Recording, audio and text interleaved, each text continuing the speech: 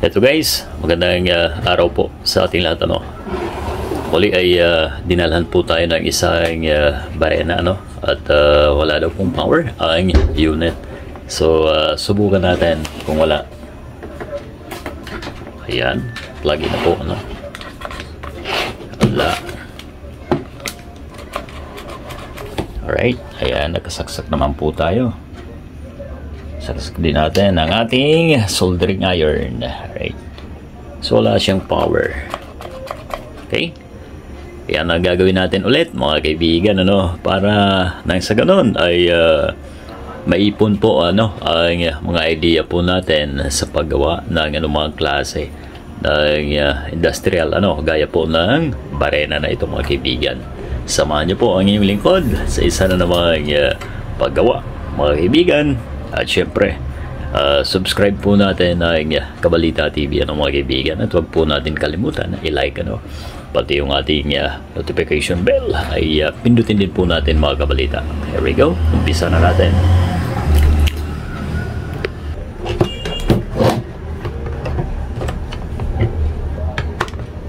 Oh, special ang screw. Star. So yan guys, yung star na sinasabi nila ay kaya minsan ng flat screw. Basta kasya doon sa bawat kanto. Ayan. Okay na po natin.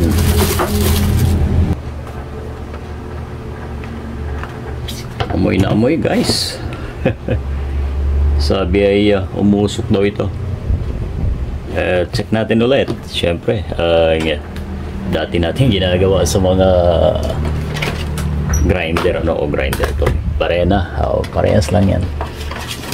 Check natin ang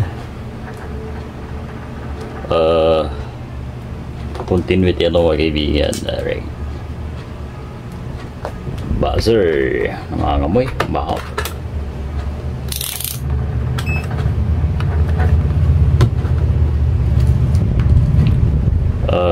From end to end ng ating wire ang banat natin. So ito, ayun yung isa meron. Alright, check natin to.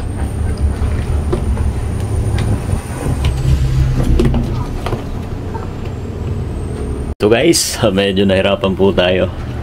Ito ang problema po natin pagka ganun po kasi na paputol-putol na po ang power line natin, pati yung switch natin ay posible na magkaroon ng problema dahil kaka-spark. So ito nga po ang nangyari guys, at sira ang switch po natin.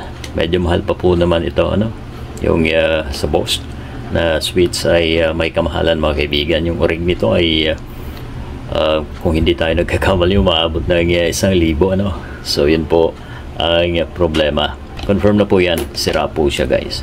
Nagkalas-kalas na po ang mga metal na contact point dito sa loob. Ayan sa init po yan pagka ganyan So pagka ang drill po natin ay medyo paputol-putol na po ang andar, check na po muna ang wire upang hindi madamay ang ating switch mga kaibigan. Okay, so ito na guys, inaabot tayo ng gabi hindi ko na sana gagawin, pero sabi ng may-ari wala daw silang magamit, kaya yan, wala tayong makukuhang switch na ganyan. So ang ginawa natin ay nag-wiring po tayo. Ayan, kasi yung loob niya ay kumalas na po yung ibang contact point pero yung control ay as is pa naman po yun mga kaibigan. So subukan natin kung pwede na. Right. Ito.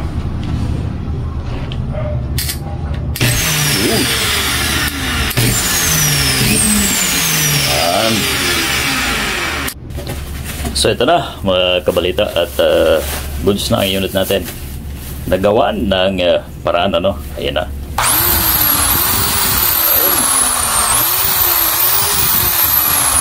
So yun lang. Lagi tayong may technique kasi ang mahal po ng switch na yan. May nakita ako sa online, umabot sa 1,000 yung isa. Pero hindi naman po lahat, ano. So thank you sa inyong panonood mga kaibigan. Muli ay huwag po natin kalimutan i-like ang ating video na ito at sana may napulot po tayong idea, no, mga kaibigan. God bless sa ating lahat.